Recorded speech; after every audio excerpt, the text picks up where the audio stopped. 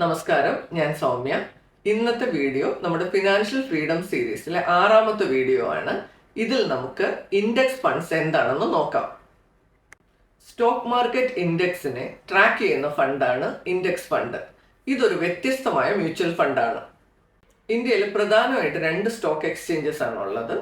ആദ്യത്തേത് Bombay stock exchange അഥവാ BSE, രണ്ടാമത്തേത് നാഷണൽ സ്റ്റോക്ക് എക്സ്ചേഞ്ച് അഥവാ NSE.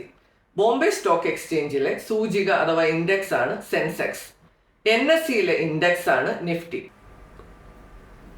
സ്റ്റോക്ക് മാർക്കറ്റ് ഇൻഡെക്സിനെ ട്രാക്ക് ചെയ്യുന്ന ഫണ്ടാണ് ഇൻഡെക്സ് ഫണ്ട്. ഇതൊരു വ്യത്യസ്തമായ മ്യൂച്വൽ ഫണ്ടാണ്. ഇൻഡെക്സ് ഫണ്ട്സ് മെയിൻ ആയിട്ട് 3 ടൈപ്പ് ആണ് ഉള്ളത്.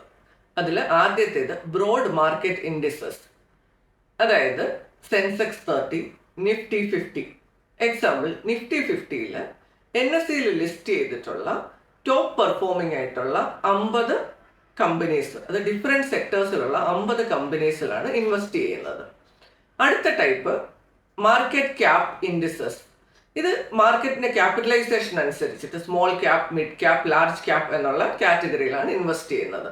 മൂന്നാമത്തേത് സെക്ടറൽ ഇൻഡിസസ്.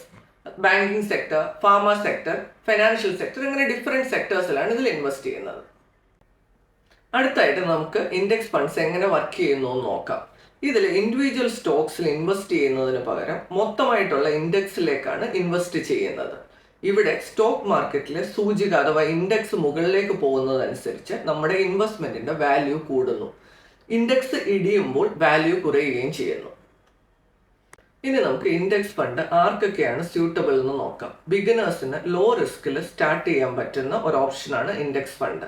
രണ്ടാമത്തേത്, ഇതൊരു ആക്റ്റീവ് ഫണ്ട് അല്ല, അതുകൊണ്ട് തന്നെ എക്സ്പെൻസ് റേഷ്യോ കുറവാണ്. മൂന്നാമത്തത്, നിങ്ങൾ സ്റ്റോക്ക് സെലക്ട് ചെയ്യേണ്ട കാര്യമില്ല ഇൻഡെക്സ് ഫണ്ടിൽ.